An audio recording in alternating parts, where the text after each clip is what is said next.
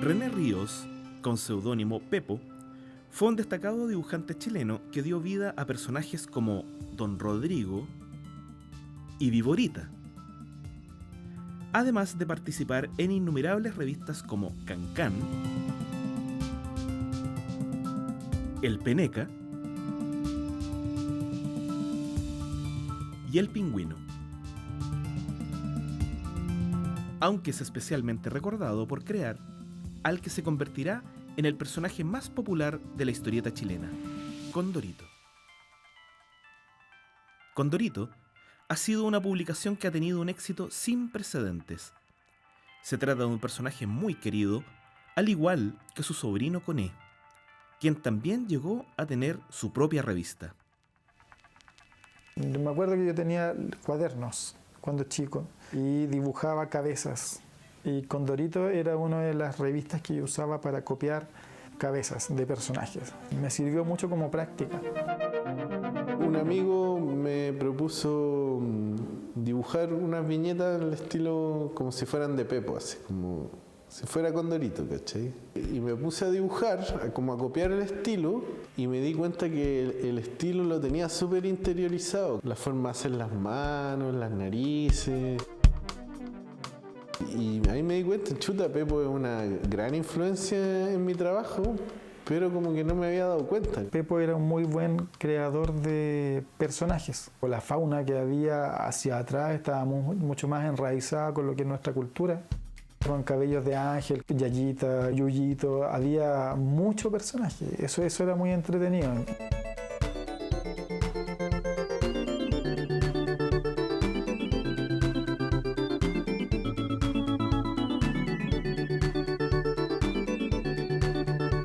Historietas de Pepo y el equipo que tenía Pepo de dibujantes son cosas muy bien hechas y tan buenas las narraciones también. Pepo era la estrella. Él dibujaba y él, en la época que yo lo conocí, el año 85 por ahí, hasta el 87 por ahí más o menos, estaba en las reuniones con los demás colaboradores para ver qué chistes se dibujaba y cuáles no. Entonces era un ambiente muy historietístico. Un autor muy destacado fue Jorge Cristi, que con gran sentido del humor desarrolló obras desde el género cartoon, destacando la revista Chascón del año 1936, que mezclaba historieta, literatura e ilustración. Muy importante es también su obra Chu Man Fu, historia protagonizada por un mago chino y su hija Flor de Cerezo, que se publicó en forma de libro en 1940.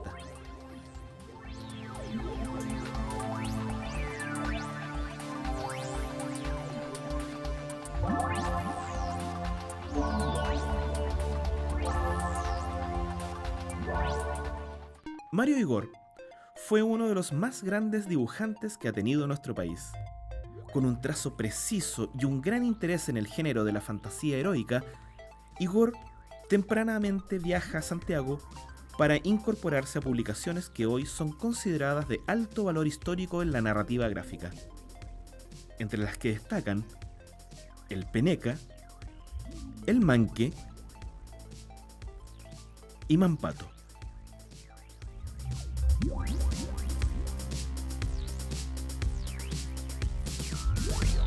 Mario Igor lo descubro, yo creo, como muchos de los de mi generación, en revista Bandido. De ahí el trabajo de línea, pero también de mancha. Estos gallos que dibujan la anatomía con mucha precisión.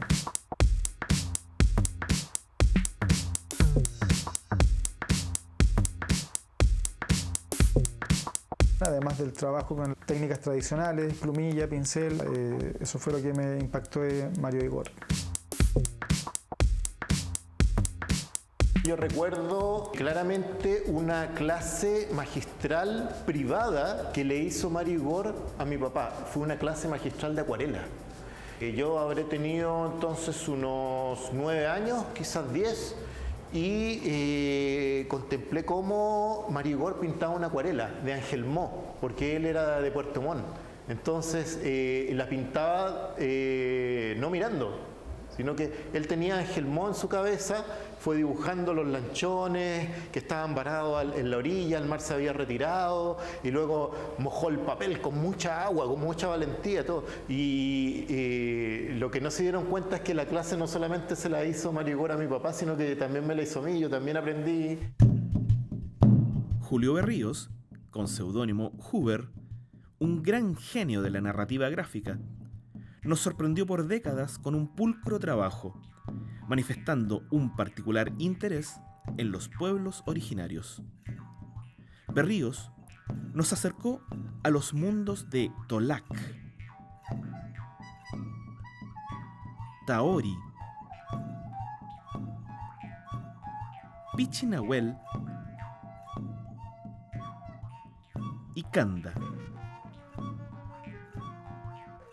desplegando una cuidadosa investigación acerca de los entornos de estos personajes y sus culturas.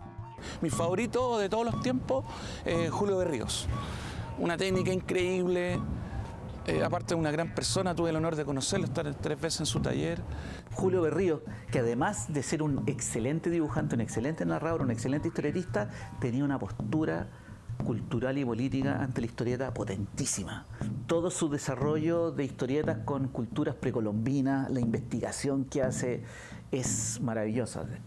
Julio Berríos me impresiona mucho su trabajo desde que lo veo en un original de Pichinahuel. Pichinahuel, que es la historia de un niño mapuche. Ese dibujo yo lo encontré espectacular. Un maestro ese señor. Era un dibujo muy acogedor, muy cálido, muy preciso, pero mucha expresividad en la línea de la vieja escuela. La vinculación con lo étnico, el trabajo de pincel y de tinta fue lo que a mí realmente me atrapó. El destacado artista gráfico Máximo Carvajal es ampliamente reconocido por su aporte a la ciencia ficción, tanto dibujando historietas del género como realizando los guiones de las mismas. Dibujó en Mampato, fue parte del equipo de El Siniestro Dr. Mortis y participó en las más variadas revistas, como Rocket, Guerra, Pin Pin, Ácido, Bandido y Asteroide. Uno no identificaba a los dibujantes por su nombre, pero sí uno empezaba a encontrar dibujantes que a uno le gustaban, digamos. Y el primer dibujante que yo identifiqué con estilo y nombre, porque se encargaba de firmar claramente, era Máximo Carvajal. Máximo Carvajal en sus mejores momentos hacía historias de una profundidad y con un mensaje o con algún recurso que hacía que uno no se olvidara de su historieta. En la obra de Máximo siempre hay esta cosa de antagonismo entre lo gigantesco y lo pequeño. Bueno, esa primera imagen de la primera historieta de Daxo con este gigante flotando en el espacio, digamos, que tiene una característica metafísica, o en Dino y Nina, en donde están estos niños que se enfrentan a estos dinosaurios.